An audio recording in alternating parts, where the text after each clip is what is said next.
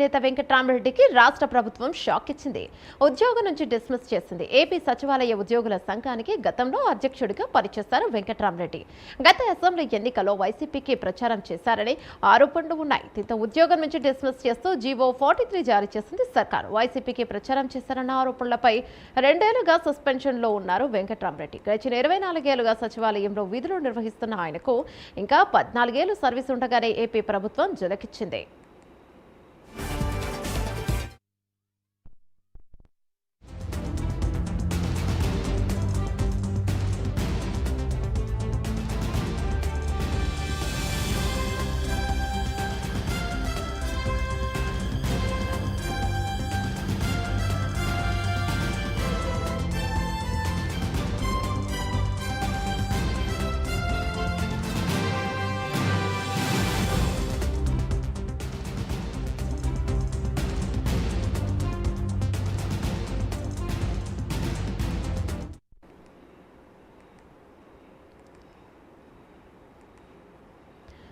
AP సచివాలయ ఉద్యోగుల సంఘం మాజీ నేత వెంకట్రామరెడ్డికి రాష్ట్ర ప్రభుత్వం షాక్ ఇచ్చింది. ఉద్యోగం నుంచి డిస్మిస్ చేసింది. ఏపీ సచివాలయ ఉద్యోగుల సంఘానికి గతంలో అధ్యక్షుడిగా పనిచేస్తారు వెంకట్రామరెడ్డి.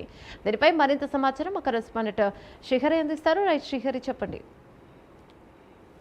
సెక్రటేరియట్ ఎంప్లాయీస్ మాజీ అధ్యక్షులు వెంకట్రామరెడ్డిని ఉద్యోగం నుండి డిస్మిస్ చేస్తూ రాష్ట్ర ప్రభుత్వం ఈ మేరకు ఉత్తర్వులు అయితే జారీ చేసింది. అయితే గత ఎన్నికలలో వైసీపీకి ప్రచారం చేశారన్న ఆరోపణల నేపథ్యంలోనే ఉద్యోగం నుండి డిస్మిస్ చేసినట్లు మనకి అయితే సమాచారం అందుతుంది. ఈ మేరకు జీవో ఏదైతే ఎస్ఎస్ నెంబర్ 43 ద్వారా ఉత్తర్వులు ఇచ్చిన ఏదైతే జిఏడికి రిపోర్ట్ చేస్తూ ఉత్తర్వులు ఇచ్చింది జిఏడి.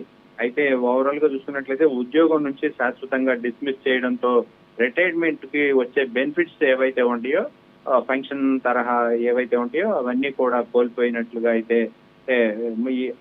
జీవోలో అయితే ఉంది. ప్రస్తుతం ఇదే ఆరోపణల పైన ఇదివరకే 2 ఏళ్లుగా సస్పెన్షన్ లో ఉన్నారు వెంకట్రామరెడ్డి. గత ఏదైతే 24 ఏపీ సెక్రటేరియట్ లో సర్వీస్ చేశారు వెంకట్రామరెడ్డి. మరో 14 ఏళ్ల సర్వీసు ఉండగానే ఉద్యోగం నుంచి డిస్మిస్ అయితే ప్రస్తుతం చేసింది రాష్ట్ర ప్రభుత్వం. అయితే ఈ మేరకు ఏదైతే ఉత్తర్వులు వెలువడాయో దీనిపైన కూడా ఆయనకి కొంత ఆయన దృష్టికి తీసుకువెళ్ళినా కూడా ఆయన కూడా దీనికి కొంత సమాచారం అందలేదు. దీనిపైన న్యాయ పోరాటం కూడా చేస్తామని చెప్పని ఆయన కూడా చెప్తున్న పరిస్థితి అయితే కనబడుతుంది. అయితే ముందు రోజుల్లో ఏం జరుగుతుంది అనేది మాత్రం వేచి చూడాల్సి అయితే ఉంది.